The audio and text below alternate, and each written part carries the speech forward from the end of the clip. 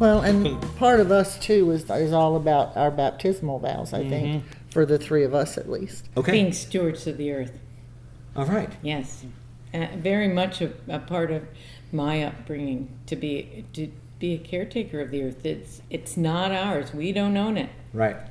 You know, we're borrowing it for Right. a little while. Right. And as you said, for my grandchildren, oh my gosh, yes. It's so important. I'm so worried that the world's going to end before they get to be adults. Well, I think about when I was growing up. I was fortunate enough to grow up in an area where, for someone like me, it was a perfect place to grow up. I had about a 100-acre lake within a mile of my home. Had the Neuse River. This is North Carolina. The Neuse River within 15, 20 minutes of home. And we had forest and a swamp. I mean, it was a young boy's dream. Today, the swamp has been drained. The 100-acre lake has been drained. The river has been dammed up for a reservoir, and all of the woods have been turned into shopping centers and housing. Even the Boy Scout camp that was near where I grew up, where the kids from the city went out to the country, is now a city park. I mean, that's just the world we live in today. But Right. we've created so many problems with that. My grandchildren will never have the opportunity probably to grow up in an area that had a Huck Finn type environment to it. But I want them to have something, you know. And the rate we're going, the water, groundwater is drying up all over the world, and particularly here in some of the places where we have, in this country, we have huge horticultural draws on them. And then, of course, I saw just recently in the state of Pennsylvania, they're trying to pass in the legislature to give the gas and oil companies permission to dump their sludge on the sides of the roads. Well, that struck a nerve with me, but they were wanting to legally do it. Right. Because 30 years ago in North Carolina, we had the big PCP cleanup down there where they were dumping stuff in ditches all over the state that was cancerous. It cost them billions to go back and clean it up. And people say, well, we don't want regulation. Well, regulation is much cheaper than a cleanup 10, 20 years down the road, or the lawsuits that come with it. So there's a whole host of reasons to care. The thing is, you have to care to start with. And like she said, we all three took baptismal vows. I took mine on Christmas Eve of all times. So it's really poignant for me and means a lot more to me than maybe some other people. But the strive for justice is part of the baptismal vows. And I see a huge injustice towards our water supply, our natural resources, and our children and grandchildren's futures. So if you don't step up and say something, then you're just being negligent of your duties. So that's where I'm at. And this county particularly has seen and experienced extreme weather 50 years ago during Hurricane Camille, Right. when 1% of the population of Nelson County lost their lives. 35 inches of rain in 8 hours. And it destroyed a big part of Nelson County. This area where we're sitting now was flooded. The church was flooded. The lectern ended up 40 miles from here. So it was found and brought back and refurbished and is in the church now. It was found in the James River, right? A cornfield beside the James. Beside That's what the I James. understand. Besides the James. So it made it all the way to the James Yeah, River. that's right. Yeah, yeah. Well, that's a long way from here. Yeah. But one of the things that also occurred during that flood was that the James actually flowed backwards because of the force of the water coming in from the Tye River. And it essentially dammed the river up, and it Wow. so we understand. I didn't actually live here during that time, but my husband grew up here. Almost drowned twice in his life. Both times were that night. Mm-hmm. So we understand what extreme weather is, and more around the world we're seeing extreme weather. We have in Australia, everything's burning up because of drought. Right. And the fires in California have gotten much, much worse over time. And the last 10 years have been the hottest ever recorded. So people need to pay attention. Right. And I don't know how much more people can ignore. And I do believe that our legislators, for the most part, are allowing polluting industries to continue to pollute. And not only on the federal level where Mr. Trump is rolling everything back, but even on the state level. They're not doing what they could do. Right. And that's why I think that we support the Green New Deal. It's important to us to have those protections for workers, for communities of color and other marginalized communities, so they have jobs and can get energy efficiency in their homes, so that fossil fuel workers can be retrained to do renewable energy jobs. Those are all things that everyone should be in favor of. Frank is a Republican. Well, He was a Republican. for 40 years. And so it's and I'm pretty liberal. Yeah. Sue's I'm pretty, pretty Sue's probably liberal. more liberal than I am. Yeah, But probably. but Because as you said, who's being affected by these policies, and I'm looking at the birds that will not have a habitat because Right. the EPA came down to the Chesapeake Bay and said, no, don't worry about making an island for those birds. So in a few months, those birds come and they're going to land on the concrete driveway or the roadway, and they're going to be run over. It's With going the- to be horrible. And the bird population in the United States we've lost 1/3 of it in Right, the last but 40 this years. specifically, this is a breeding place for these Yeah, birds yeah. only. It goes. Yeah. It's gone. Yeah. They were going to build an island for them. Now they don't have to because the EPA came down from Trump's administration and said, no, don't worry.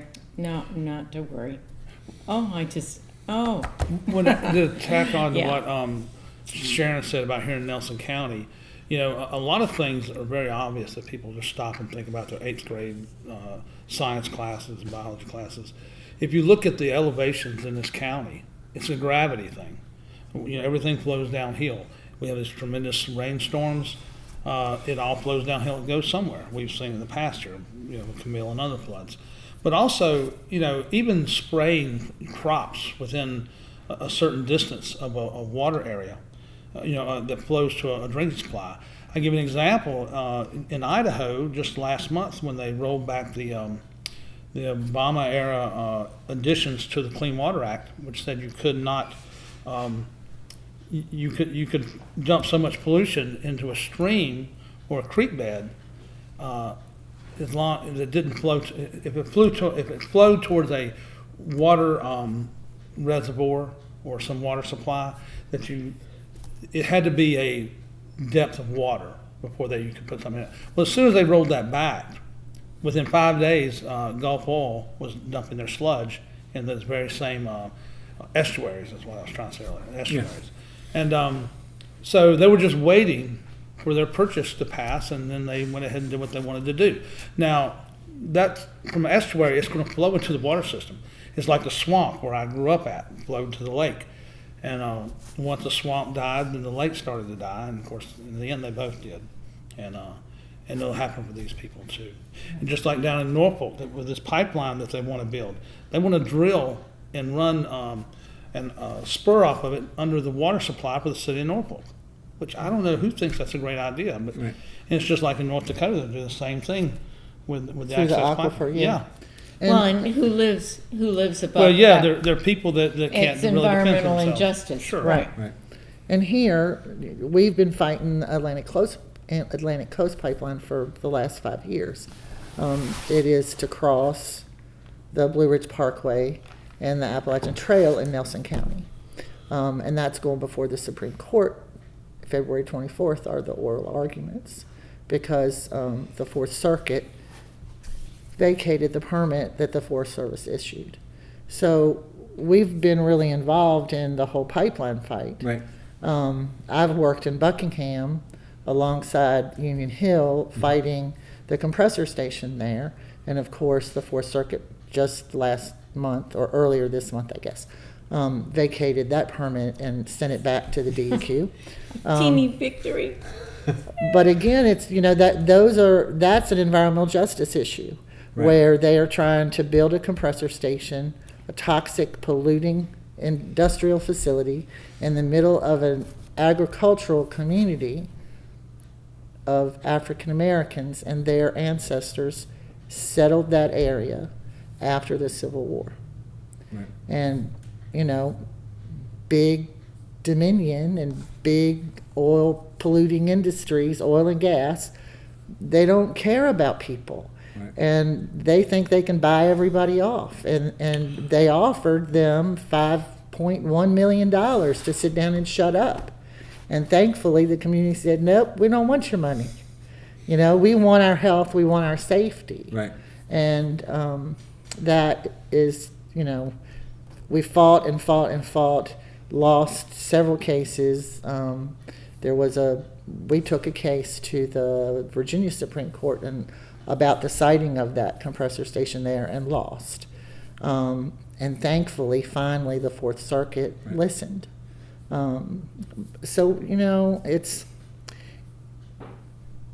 It's this legislation is just so very important to get us off of fossil fuels and to renewable energy. And Dominion is one of the worst in greenwashing and saying they're doing all this stuff and they're not. And to tag on to what you're saying, Sharon, is just this past week they had to shelve a proposed resolution to limit the amount of money that Dominion Power could give to politicians. And of course, even with a Democratic majority legislature, it still got shelved. Right. And that's a shame, because that's the root of all this problem. Yeah. Right. It's purchasing policy before someone even gets elected. Right. We feel our governor is definitely in Dominion's pocket. Or Yeah, at least he's half in or something. yeah. So Deval Patrick said something today that I thought made a lot of sense, which was he said that we didn't go from the Stone Age to the Iron Age because we ran out of stone. Yeah. Right, We found something better. right. And we didn't, at that time, find something better, but then turn back and go to the stone producers. You let us know when you're ready to move on. Yeah. Because I feel like Dominion is that Stone Age. Yes. And Right. renewables is that future, and much better future. Well, we went from the Industrial Revolution to the technology revolution, and now we're getting into a new revolution if the Stone Age people Right. will quit holding it back. Because once it explodes, it's going to explode. It's going to create new job growth, new income levels for people, and much more prosperity than holding on to a dying technology and industry that we're trying to do now, which is gas and oil. And no, it's not going to get switched overnight. We know that, but you got to at least start beginning to have a conversation. And some people don't even want to have the conversation. I think that Greta has said it well. We've got to do more than have a conversation. Well, I agree, but a lot of people won't even do that. I know. Right. I know. It's Right. true. And it's the house really is on fire. Right. And it's time to move on. And watching Dominion continue to be able to purchase our legislatures, and it doesn't matter if they're Democrats or Republicans, they get purchased. Right. And you see it all the time when legislation that they want gets written, sponsored by somebody, and is passed. And legislation like the Green New Deal Virginia that communities worked on, that is started at the grassroots level, Right. goes to Richmond, and we have some patrons who are really, really wonderful in supporting it. But then you have those folks who want to do what Dominion's IRP says and what the governor wants to do, and waiting 30 years to be on renewables 100% is just stupid. Right. I mean, I'm sorry, but it's just stupid. And Well, you won't even get there if you don't start, at least. And we're not even wanting to start at this point. right, And I think it's important. It's important to have the retraining, so for Right. school workers and industries. But I think it's just as important to make a commitment, not just to retraining, but to actual jobs. And we have big infrastructure needs, not just in Virginia, not just in Right. this county, across Right. the country. right, we should be making a commitment. And this really, to me, this is more of a federal issue. The federal government should be making a commitment to rebuilding that infrastructure and doing it in a way that's sustainable, that's green, and that, so it's not just, we're going to retrain you and then down the road you get a job. But that job's here today. It is Let's here make today. it here today. It is here Let's today. get people going there. Fastest growing segment of energy jobs is in the solar. Wind and solar. Right now. Yep. Something back to 2016. I feel like that election, Democrat Republican, it seemed like the only thing both candidates actually did agree on was we have more infrastructure needs.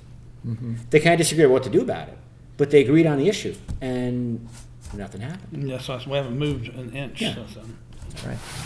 And even We in moved back. well, Yeah. and even in legislation, there was something that passed yesterday about it is essentially was the definition of clean energy.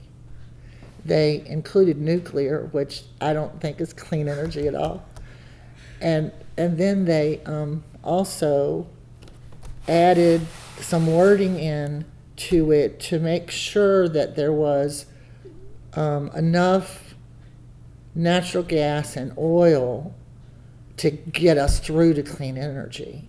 So what that said to me was, okay, so we're going to build the Mountain Valley Pipeline, we're going to build the Atlantic Right. Coast Pipeline, we're going to build these gas plants in the Chickahominy gas plant, and the one they want to build in Chesterfield, and the one they want to build next to the Chickahominy. We're going to build all of those, so we have to make sure that these other things get built to supply them.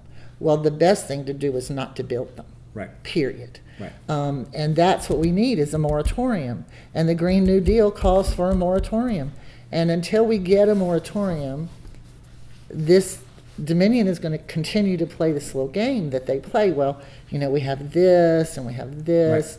Right. And I'll never forget, I talked to Mr. Ruby, who is one of the spokespeople for Dominion, when I was in Buckingham, and I said, you guys already have supply from Transco to Greensville and Brunswick, to those two gas plants there. And I said, you keep telling everybody that you need the Atlantic Coast Pipeline to supply them.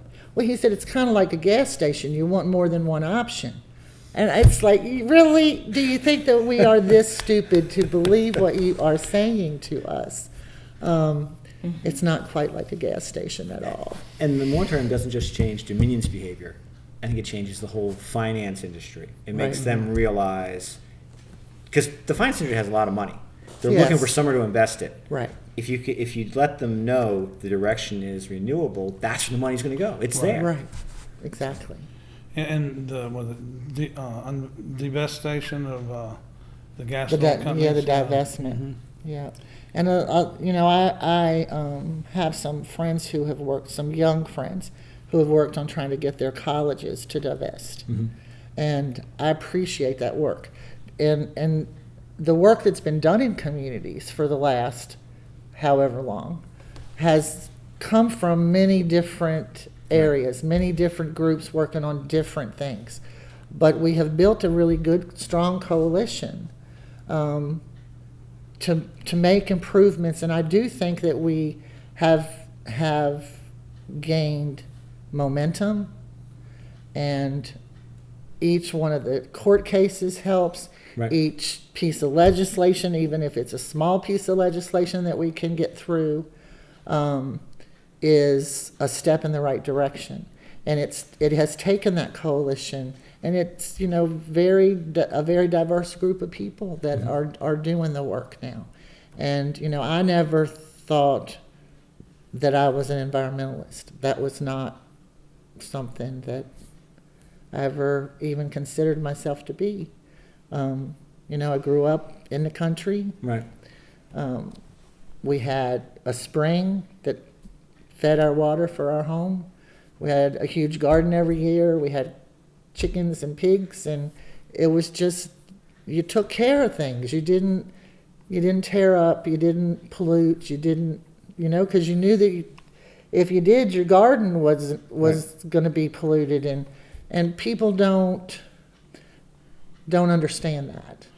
But you knew you were a steward of the earth. Yes, I knew I was a steward of And the that's earth. really what environmentalist is. Right. It's just a It's different name. just a different name. I was going to chime in on that too, because I think I told you I didn't really consider myself an environmentalist until about 5 or 6 years ago when Duke Power had the spill of the coal ash down on the Dan River. And I watched one of the vice presidents of the company in an interview that when they asked him who's going to pay for this cleanup, he said, well, I suppose the ratepayers will. Well, that went all over me. And then I got to thinking about growing up. You know, I told you I grew up on the Neuse River, North Carolina. Well, me and my dad went down one day, and this company I know the name of the company, I won't say it right now, but they had been dumping a certain amount of poisons into the river through their waste system every year, and then one day they poured too much into it. And when we went fishing on the river, there was a huge fish kill, and I never forgot the sight of that, seeing hundreds of fish belly up on top of the river. Yeah. And then later on when I had my own family, I lived in Alamance County, and we had to cross the Haw River every day. And there used to be a running gag between me and my wife and my children about what color the ducks were going to be that day. Because there was a denim plant on the banks of the river, and they released their used dyes into the river. So the ducks that lived down there, some days would be blue, some days they'd be green, some days they'd be white. It just depended on what kind of dye they were used that day. And these things over years, like I say, people just pay attention. They can figure it out themselves. And I did. I recalled all these things and other things as well I've seen over the years. And it had an effect on me. And then I think that one interview I saw with the Duke Energy VP, and after that, it was all bets were off. Right. You know, I'm in full-fledged now. And I'm happy to say that Duke Power, I think it was last month or 2 months ago, they finally have got to move all their coal ash into a proper facility. And that wouldn't have happened if people hadn't raised hell and did what they needed to do, go all in. Right. And so there can be results from complainers and What's a rikers shame like about us. that is that it's these little small groups that we all end up fighting these battles individually against the major suppliers of the money instead of it emanating from the government or from Dominion or Duke. They should be responsible and be suggesting, well, let's see, we've had this kind of energy this while, let's diversify and trade it off. And of course, I know that's an idealistic world, but Well, you know, you made me think of something. You said that though. I remember we were in Richmond last year, and we were in front of I can't remember whose office it was now, but anyway, we were down protesting the pipeline, and these people came by in a car and just cursed at us like we were the scums of the earth. And so when the Duke Power settlement came through last month, where they had to move all their coal ash, I wrote a little article. And and when the article I said was, if the guy wanted to call me a bad name, he didn't need to call me anything. He needed to thank me. He thanked me for the clean water that he's going to have in the future along those waterways, because people like us, they did the same thing down there that we did up here. And so there can be results from small groups of people establishing and getting things done. And it's obvious with the pipeline as well. And Sharon's been a big part of that. Right. Thank goodness for the small groups. My goodness. Well, but I think we all believe that our corporate citizens need to be better citizens. And that doesn't mean buying communities off so that you can go in and pollute them. It means figuring out a way that you don't pollute them in the first place. And that is what is, I guess, so very disappointing, is that they are willing to sacrifice the lives and the health of communities all along these facilities that they want to build. Well, it's a selfish greed. Yeah, what it is. Right. It's all about money. And lives are more important than money. And we have a way now to get off of fossil fuels. Right. And that's what they should be doing, and quit saying that natural fracked gas is a bridge fuel. It never was a bridge fuel. And they just need to stop. Well, most people don't have an understanding about fracking, how it works, and the results of it. And I tell people this all the time. If you'll just use Google, if you'll just use YouTube, there are hundreds of videos and articles out there. And the more you read up on fracking, the more you check into it, the more horrified you are about it. Right. How can we do this to ourselves, and to our environment, to our land, or our water supply? To the neighbors that. And another thing off of that is I think that a lot of Americans have gotten complacent and to a certain extent spoiled. As long as we have what we need and we want right now, we're not worried about tomorrow, which is selfish because you have children, grandchildren, great-grandchildren. Right. But, I saw an article, a video I watched the other day about the groundwater shortage. And then I think it's not San Diego, but one of the cities near there, they built a desalination plant, which only added like 20% to their water demand. But it also created more fossil fuel into the air. So it was kind of a catch-22 situation. But the thing about it is the people that were against the desalination program said that the household residents, the average household in that city, was still using 350 gallons of water per day, which I can't imagine that. So the city spends billions of dollars to build a desalination program, but you don't require people to control their own personal usage There's of water. no education to go with it. No. Right. And so that's a real problem. Or even sometimes just easily adaptable technologies to limit water use could be distributed. Well, sometimes you have to use a carrot, sometimes you have to use a stick. So that might be a situation. I wanted to go back. I was going to ask you if you could just rough figure how many years since your baptismal vows. I was a baby, so 69 and a half. I wasn't trying to get you to say your age. And you? I was a teenager. All right. So it's a long 50 years ago. Right? Yeah. And then, I was 57 years old when I took my baptismal vows. all right. But between you, well over a century of baptismal vows. Yes. Yes. So I'm just wondering, during that time, have you gotten more hopeful about the future?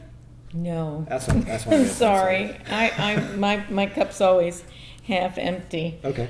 Um, And it is. It is, Literally.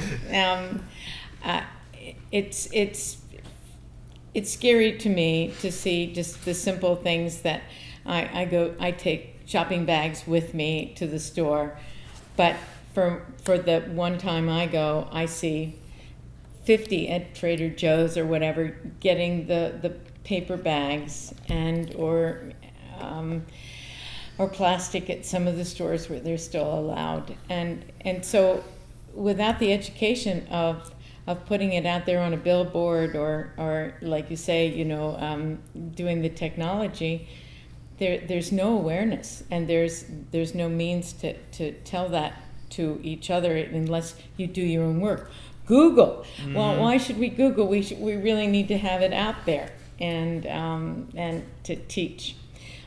So I'm less optimistic. So you mentioned Greta Thunberg earlier, and I love her, hats off to her. But on the other hand, I talk to so many, every time I go in the grocery store, I think they run and hide from me. But every time I go in the grocery store or someplace where I purchase something, I don't want plastic. Sometimes I'll go get a cardboard box. If I forget my bags, I'll get a cardboard box out of the egg case and put it in there. And I try and educate these people. And they're 16 to 20 years old, and they just don't have a grasp of what's happening. And that age, they should. They should. It's their future, not mine. I told a kid one day, I'll be dead and gone in 30 years. You're going to have to deal with this mess. And I meant it. And you go to these places like we go to Richmond, the majority of people out there are 50 and above. Yeah. They're not the young people that, so well, it's a shame. Retirees are able to be out there. You can make it your protest. Yeah. But it's. Well, I'm not retired yet. Well, I know you aren't. Me either. Sorry, I am. But I'm one who is just so frustrated that I have a car, and so when I go to Richmond, I'm burning, right. And my carbon footprint is huge. I mean, I just, so it's upsetting that you can't go out and just buy a new car that the Chevy Cruze that gets 390 miles a gallon. Right. That those things aren't options. But like I said earlier, that it's not going to happen overnight, but you at least got to start with the first steps of it. And so don't let the guilt eat you up. Yeah. But because it's not going to happen overnight. If it could, we'd have done it. I think I am more optimistic, and part of that is maybe my job because I work for the Blue Ridge Environmental Defense League. Okay. So we work really hard in communities across the southeast. We celebrate our victories, and we can see where differences are being made. Now, it's really hard also because when you work in communities like in Buckingham, and time again you're defeated and knocked down, it's really hard because you become, or at least I have become really close to those folks that I work with. And so to see them be just, knocked back and knocked back and knocked back, and then you get the decision from the Fourth Circuit, and you run to Buckingham and hug people and scream and holler and celebrate, and it's just this magnificent difference. Right. And so I cherish those times. Right. And I think that's why maybe I'm a little more optimistic than some. Because I really do see a difference. I see a difference in how people react, and that there is more education, more people understand, more people know. And I go to Richmond quite frequently. Sue goes with me a lot, because we're not going to stop. Right. And I think that legislators, when we started this 5 years ago, I walked into my local legislator's office. I won't say his name, but I walked in to his office to talk to him about the survey law, which they put in place in, 2004, I think, is when they put that in place in Virginia, which allowed Dominion and any of these other companies to go on private property to survey to determine if their properties, private properties, were suitable to host a pipeline or whatever. And when I walked into my legislator's office, he said, Dominion gets whatever they want. Well, Dominion might still be getting most of what they want, Right. but they're having to work a whole lot harder because of people like this. Right. Because they're going to Richmond, and a whole lot of other people are going to Richmond too. And we're all saying, no, you shouldn't be taking Dominion's money and then regulating them. That's wrong. You shouldn't be doing that. Right. And so there is a difference being made. And I think we can see it. Well, when you talk about the survey law, it's just an erosion of people's rights. Right. And if we keep on this path, we're going to be just like medieval times with the serfs and the lords, because they keep taking rights away from property owners and private citizens. Then, like Dominion, big corporations are going to be the only people that they're going to dictate what happens. It's about doing it now. Yeah, it's happening. Yeah.